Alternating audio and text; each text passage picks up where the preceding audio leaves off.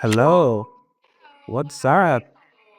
How are you doing? Good to see you. Wonderful. Nice to see you too. Thank you for having me. Shh. Don't mention it. It's been a second since we wanted to have you on, so it's good to have you. Thank you. Uh, Miami? No, Tampa, actually. Eva, sorry. Um, I'm I haven't done my research well enough. Yeah, exactly. So before we dive in, what's one fun or unknown fact about you for our audience here who might not know you that well? Oh, so actually, a really fun fact about me is I played volleyball, which is something like no one knows out of my followers. But I played volleyball in middle school, high school. I actually got a scholarship to play in college, and I miss it dearly. But that's like a fun random fact that no one really knows about me. You can always have another career track instead. I Gig could go career. professional. You can So moonlight as a volleyball star. Yeah. Okay. For those who might not know your career that well, you were starting out as a travel blogger, but it didn't go quite as planned. Can you share the story with us and the lesson you learned from there? Yeah, it definitely didn't go as planned. I started my account originally sharing my love of cruise travel, so I love cruising. And my plan was to originally make money from it with brand deals and paid partnerships. And after I emailed over 100 brands, I received over 100 no's for my account to get paid, which was like a huge shot to the gut. I was like, "Oh my gosh." So, I knew it was time to pivot. I knew it was trying to try something new. And the biggest lesson I learned was sometimes things don't go as planned and don't let that discourage you. It just means that there's something better waiting for you. Which brings us to this. After that, how did you transition from travel topic to teaching monetization and growth? Yeah.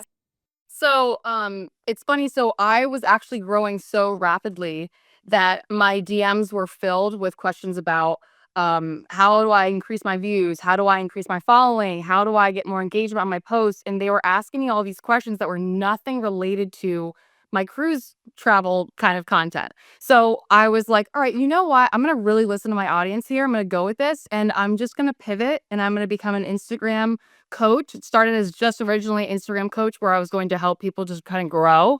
And then it turned to the monetization part because that's like obviously the most important part. Views are great, but you want to make money, right? So definitely that's how I kind of started. I just pivoted and I listened to my audience and I changed my username. My username was originally at cruising for a living and now it's at your social sister. I guess that's insight number one. Listen to your audience. Yeah, I am. What can help? What else can help people understand when things don't work out and it's time to change focus? So I think that when you feel like you're really, really forcing something to work, it's just a feeling that you get. Like if it's something that you just feel you are forcing constantly to work and you feel maybe you should try something different or maybe you should try pivoting, it was just a feeling that I got. And after obviously like the writing was on the wall, like 100 no's from brands, like that was like, okay, I need to pivot and like learn how to monetize in a different way, which again, brands are wonderful. People can get paid a lot of money from brands. But if you're forcing something to work that you know maybe isn't working for you, be open and don't be afraid to try something new and a different path. That's so motivational, inspirational. I hope everyone's taking notes. Um, so monetization of Instagram. Um, what can a person get paid for on Instagram? What are the ways to monetize the account? For Yeah. those some maybe not familiar with it at all. Yes. So the most obvious one is paid partnerships. You can get paid from brands for talking about their products, or you can do UGC, which is user generated content. You don't need a big following for that. That's just if you have like a good eye for maybe photography or videography. You can kind of take photos or videos of a product and then you can send it in, and you can get paid for that. Affiliate marketing is another great one. That is going to be my prediction 2025. It'll be huge for because TikTok Shop is going crazy right now. And Instagram is kind of like TikTok's little sister, little brother. They're like very inspired by TikTok. They usually follow suit with that. So I see live shopping being a huge way to make money in 2025. But going back to, I guess, right now is affiliate marketing, which is where you're promoting a product and you're getting a commission percentage from that. Another way is having subscriptions. Not everyone has this feature, but it's great to have if you do have it. And that's where you're getting your audience to pay a small monthly fee every single month. And it turns into that recurring revenue where maybe you provide like exclusive behind the scenes content. You're providing maybe like tips or whatever, like tricks, whatever your niche is, you can use that. Instagram's bonus program that's not available to everyone, but for the people that do get selected for it, there are new waves of bonus programs coming out every single month where new people get inducted in. And it's basically what it is if you hit a certain amount of views, you hit a certain amount of likes or engagement, they'll give you like a little bonus in money, obviously. And then my favorite is selling digital products through your content, which could be like an ebook, online course. That is personally the most like dependable way to make money because it's essentially your business and you're making money, not depending on brands, which again, that's a great way to make money. But I just personally like that the most. Or obviously your own service, like if you're a photographer or you have any kind of service where you can promote that through your content as well. Great. To sum it up, besides the UGC and working with brands, something that you can do directly is bonus program, subscriptions, and selling your own digital content and selling your services. Yep. Four key things to look at, guys. What was the first thing you monetized when you started with it? So the first thing that I did was I created like going back to listening to your audience, right? You want to see what works for your audience and what your audience's pain points are. You want to like look at that, go with that. Um, my first product that I created was an ebook. I made it on Canva. And it was how to reel your way to 10K. So it was how I used reels to grow 10,000 followers on Instagram in 30 days. It just blew up. It originally actually the first couple days I was scared to promote it.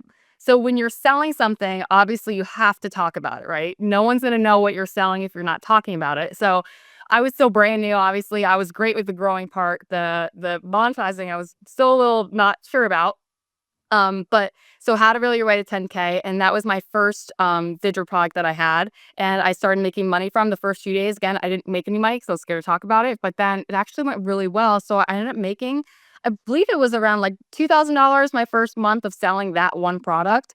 And I used again all my content, my reels, my posts, everything to just talk about it and promote it, and it just kind of took off from there. What do you think is the key takeaway here about something about overcoming shame or insecurity? Yeah. It's the key takeaway I would say is to not be afraid. I know it's so much easier said than done, but to not be afraid, it's like just take chances. The biggest thing was kind of getting over that like insecurity of are people gonna buy this? Are people even gonna want this? But that's why again, that first step is so important where you listen to your audience because your audience is gonna tell you if a product is gonna be successful or it's gonna tell you if it's gonna perform well. That goes also with like your niche or like your content. Like your audience always will tell you and if you listen to them, you're going to be successful. I guess it's also a good moment to remind that anything can be kind of a product, or like everybody can create a little product in their own niche. Whether you're a designer, whether you're a photographer, whether you work with dogs or people or whatever, there's always something to teach or to pass on in a knowledge part. Yeah. You mentioned TikTok. Just quick curveball question. What do you think about the blocking prospects in the US? Do you think about it at all? Yeah, It is it's what it is. interesting. So it's funny because TikTok, that's not my platform. I hate TikTok. I can't figure it out for the life of me.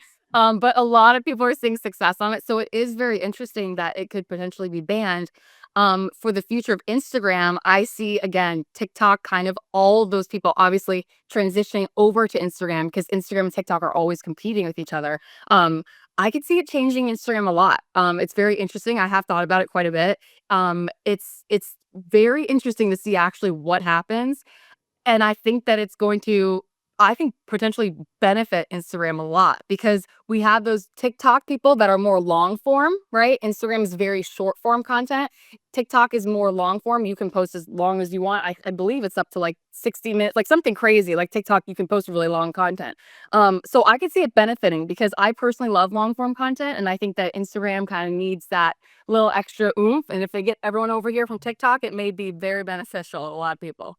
Very Monopoly vibes, but we'll see. Yeah. Uh, Back to Instagram and the features. They have so many features: reels, posts, stories. Um, should creators start selling across all of the channels, or is it better to concentrate on just one? I truly think that it doesn't hurt to concentrate on multiple. Now, with that being said, your stories are where your warmest leads are going to be.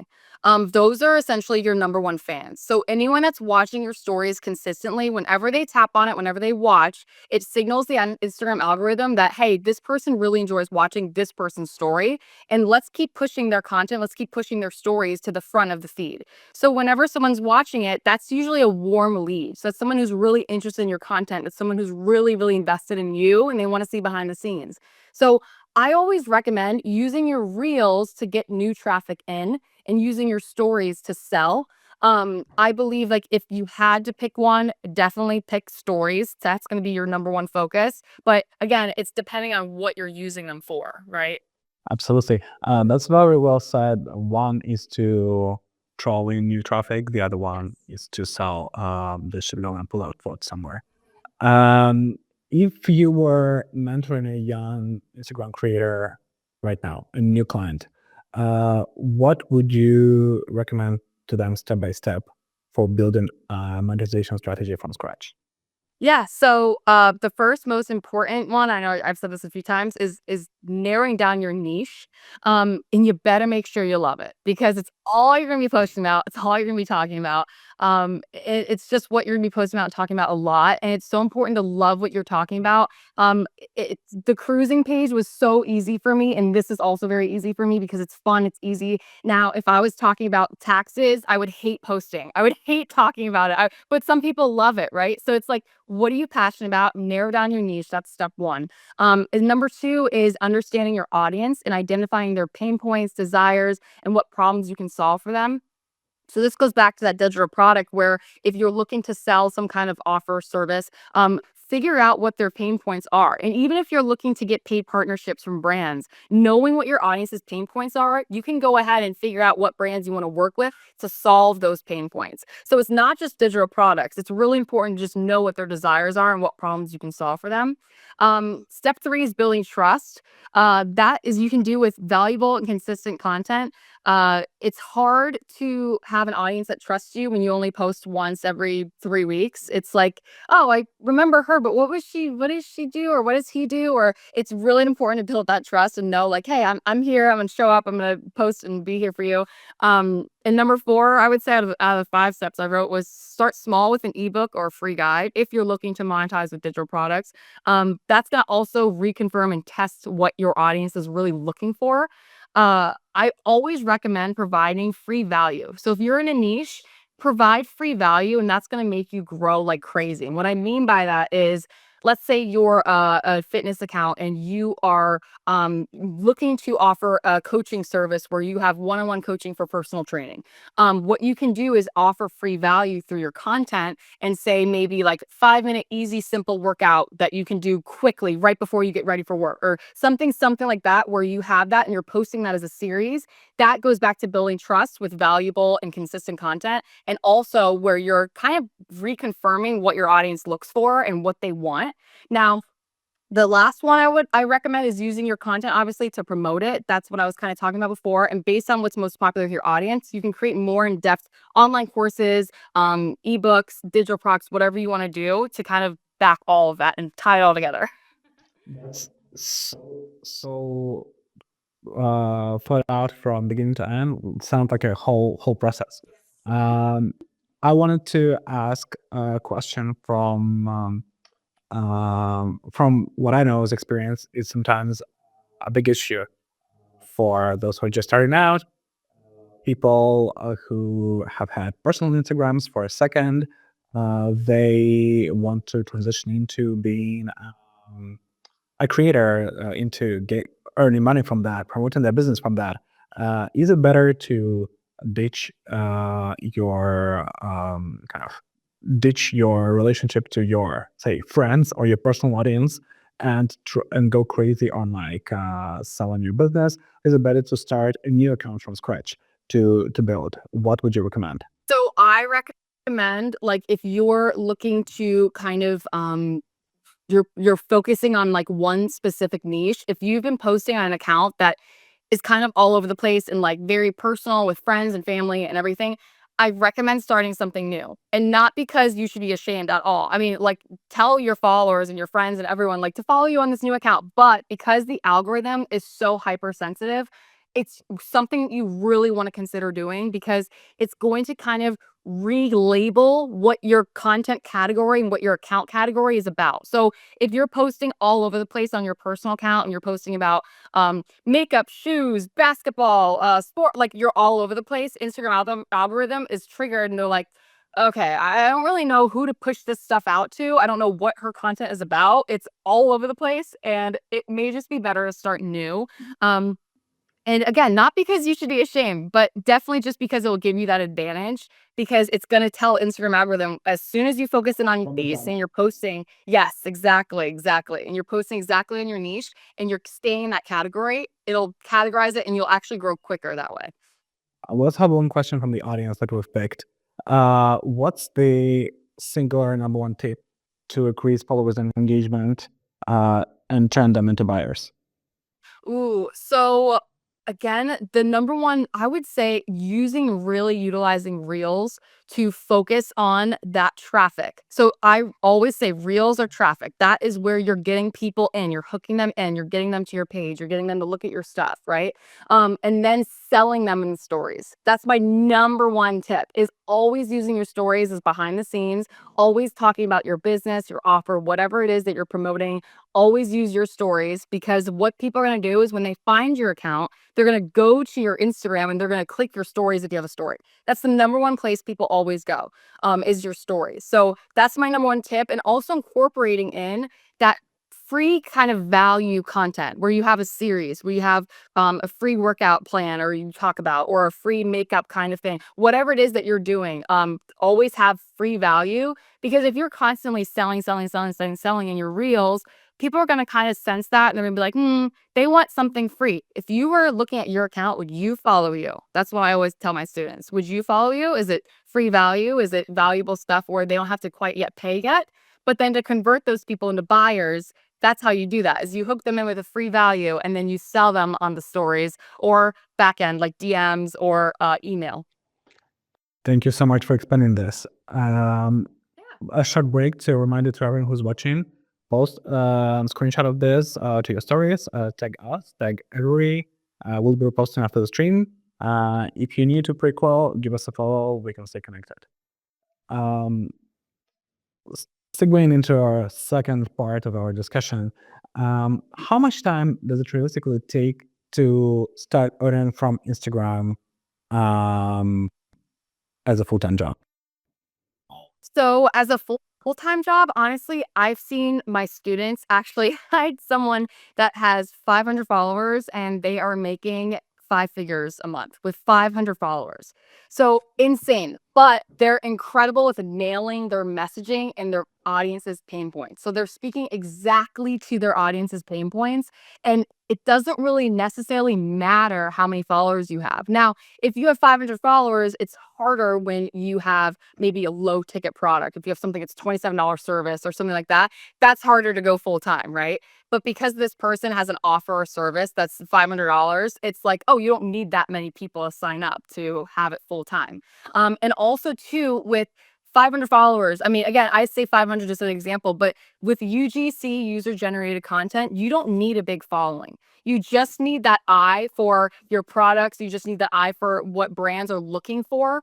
And that does not matter, where you don't have to post it to your page even. You don't have to have a large following. So when people see your influencers, they're like, oh, hundreds and thousands of followers. Well, yeah, but that isn't user generated content. Those are paid partnerships that you're getting paid for, right? So with user generated content, you could have 5 followers. It doesn't matter because you're not posting it to your page. You're just sending it back to the brand so that they can post it on their socials. So it doesn't matter how many followers. I mean, you can always make money. Okay. And if we don't aim for 5 figures earning from scratch, uh, but considering we're talking about 2025, New Year's rolling around, we're starting anew, can you offer our viewers a super short, simple plan for the next 2 weeks? Something they can do to start earning come New Year.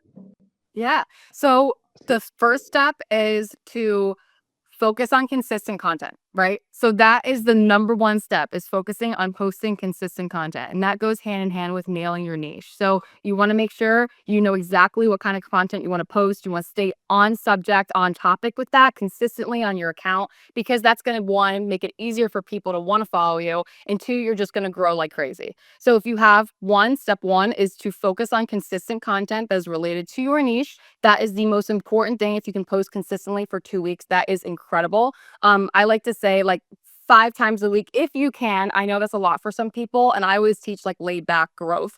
I always try to aim for like 3 times a week. Whatever you're capable of doing, be mindful of it for the next 2 weeks. Start posting consistently, and that's going to gain you that traffic on your page. And then the second one is something you could focus on for the next 2 weeks is utilizing your highlights actually on your Instagram profile. That is a really underrated feature. I love having my highlights to showcase if you have a digital product or offer or service or UGC, anything that you want people to see or brands to see. You want to pop those in your highlights because it's kind of like a portfolio, right? So it's kind of showcasing your work, showcasing who you are. I like to recommend to have a start here highlight. So if you have a start here highlight, you can tell your story, you can tell who you are, and you can talk about you and what you're offering.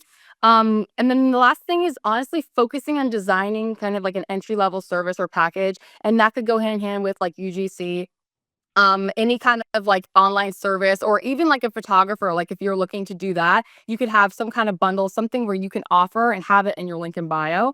And again, those are things that you could focus on the next kind of 2 weeks here to wrap it up, and just kind of narrow down and hyper focus in on content and really figuring out what you want to promote so that you can start 2025 on a really good note. Thank you so much. You mentioned UGC creation several times.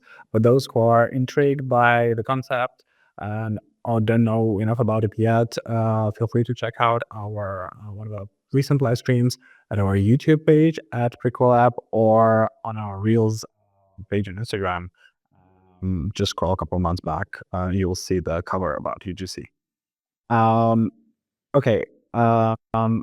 We just spoke about how you don't need to have a certain amount of followers to start monetizing your Instagram.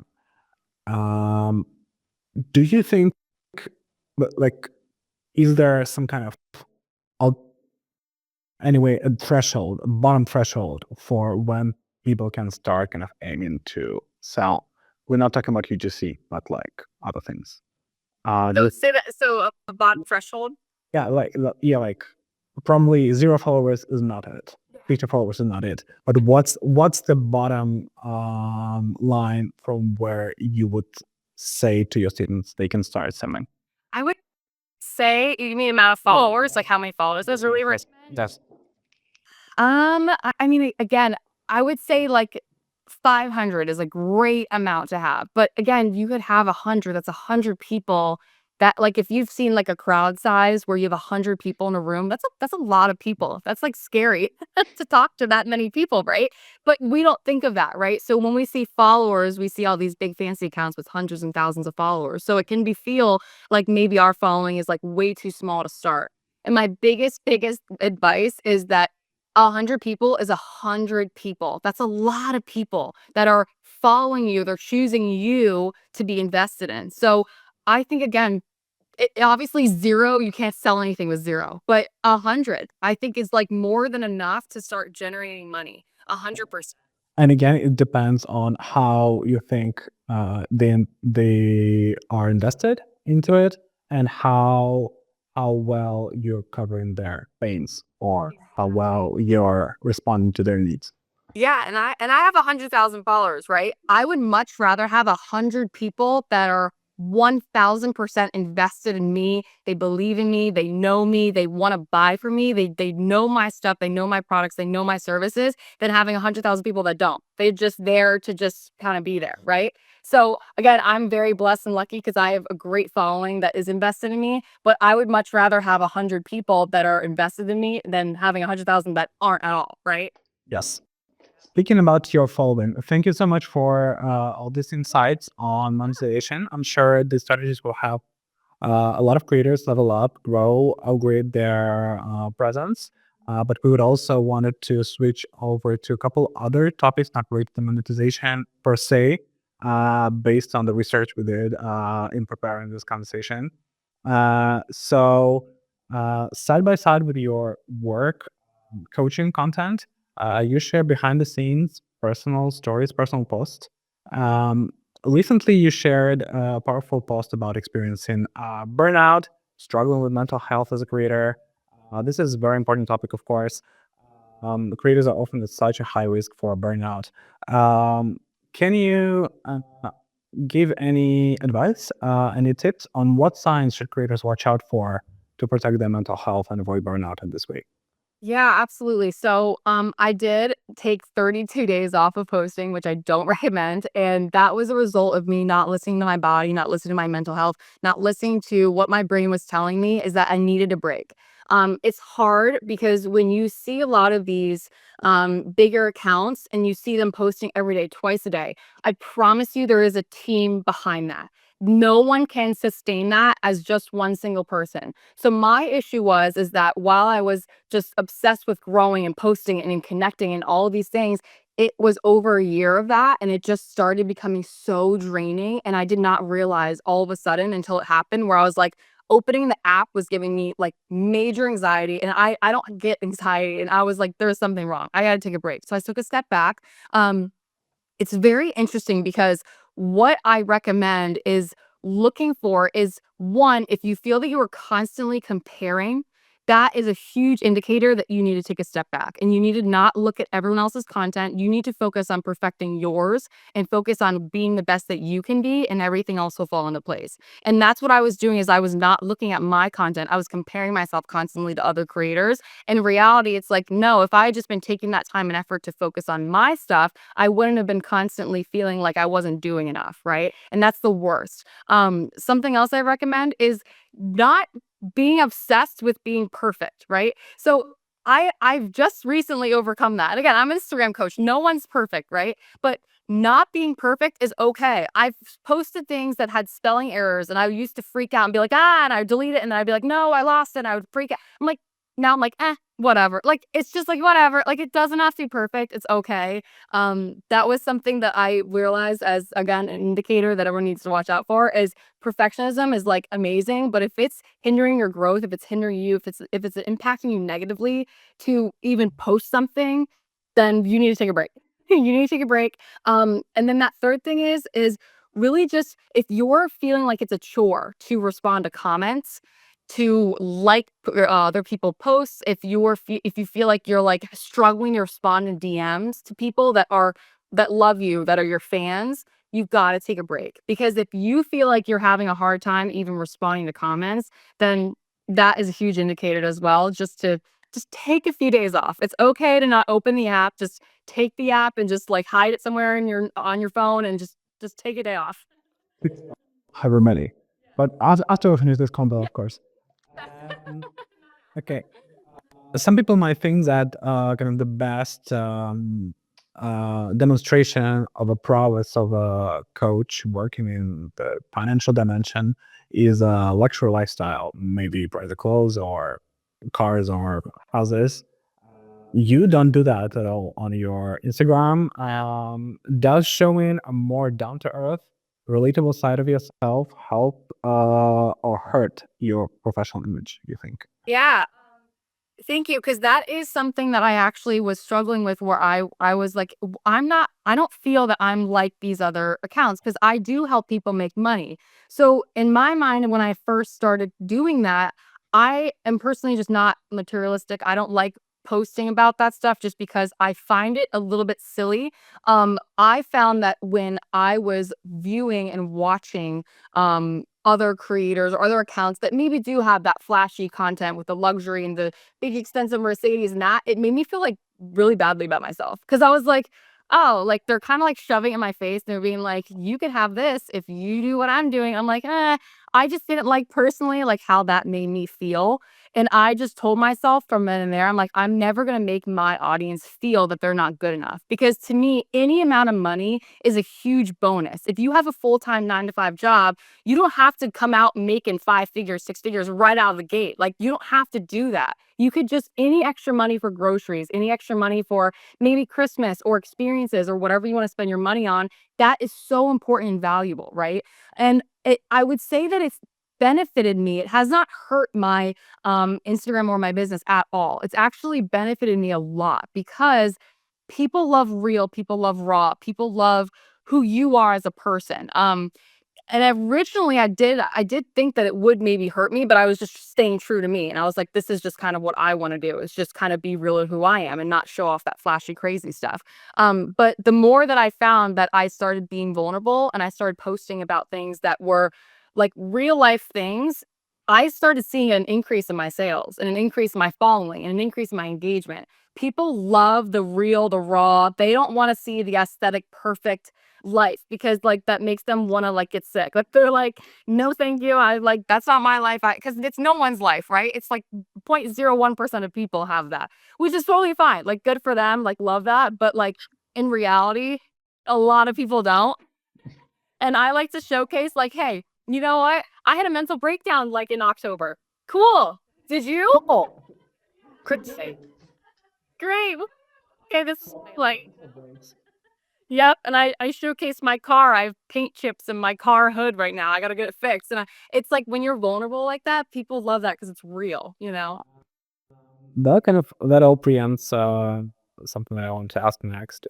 If you faced judgment or misunderstanding for not fitting the mold of perfectness, but great that you addressed that.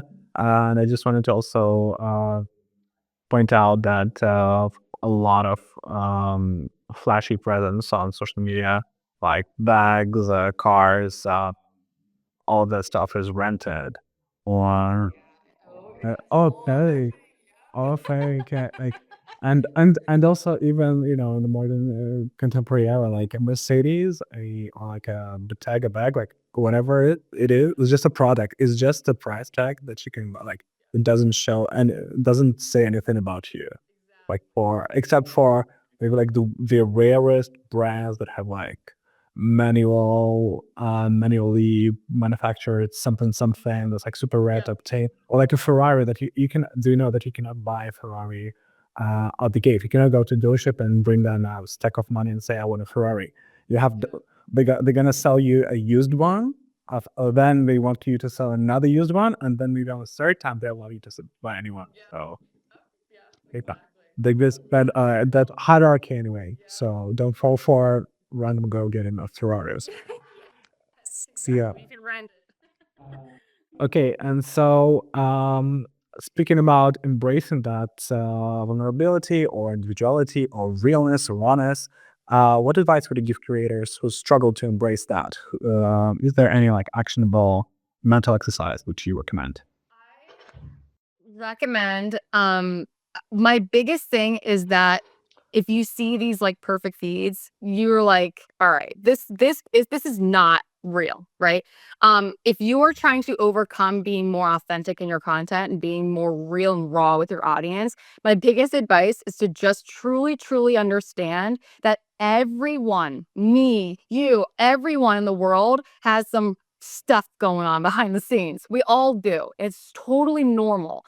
And My biggest advice is that you could be helping someone when you're posting authentic content. You're posting something that's real and that's raw, that's happening to you personally. You could be helping someone, which could lead, again, it's not about this, but it would lead into a sale. Because if they can feel that connection to you and they can feel that with you, they want to Yeah. invest in you, right? And They might choose your product later because they remember that that person was cool, cute, or relatable, or you want to support their small business, or the And also too, we have to remember that there are billions of people on this Instagram app, and a lot of people have the same niche, right? It could be fitness, it could be cleaning, home organization, cars, whatever it is. There's a lot of people that are in similar niches. So what is making you stand out? Why are people invested in you? And personal branding is so incredibly important, and having that raw and real connection with your followers and showing them, hey, I'm a real person. I don't drive around in a brand new Mercedes. I don't have 10 cars in my freaking garage. I don't have a brand new mansion. I'm like, like it's the real, the raw. And it's like, even if you did have that, like, bravo, like, great for you. yeah, But like, people want to see, like, your Mercedes. Yeah, that's probably super dirty yeah, inside. Let me yeah, see that. You know what I yeah. mean? So it's like, people are real. If you are in the luxury car segment, yes, I have luxury cars, but I'm funny about it. I have a big story to it, or I did not come from money, or I gave plenty with it. McDonald's, look, I have it all over my car. It smells really bad. It smells like again, there's nothing wrong with it, but just being real and authentic about it is so important. So my biggest advice is you don't know who you're impacting when you're posting that stuff. It is not comfortable me posting a picture. There's another post I had that was like, I've been struggling with mental health. It was a picture of me crying on the bathroom floor. It's like, you know what? Everyone's cried on the bathroom floor once or twice, and it really, I had so much engagement on that, so many comments and messages and saying, "Thank you for being authentic and raw and being real about what business is and how it's not always fun and pretty. It's not." And you could be changing people's life with that. And if later they gonna buy a service from you saying, yes, that crazy girl, floor. She was crying on the All in all, bathroom floor. all in all, did that you did sell that. Yeah. So this is a small reminder to post screenshots of this if you're watching. Follow Avery for our account if you need to prequel, and we're gonna transition into rapid fire questions to wrap this up slowly. What's your favorite underrated monetization technique? Ooh, I would say, like, subscriptions. So or having a community. I love the subscription feature too. Like, that is creating monthly reoccurring revenue, right? That is something where you don't have to do anything new per se, or sell anything new, or make new content really per se about. It's more of getting people that are your biggest fans using that subscription feature if you have it. If you don't, you can always do a community off of Instagram and promote it through Instagram. And advocate.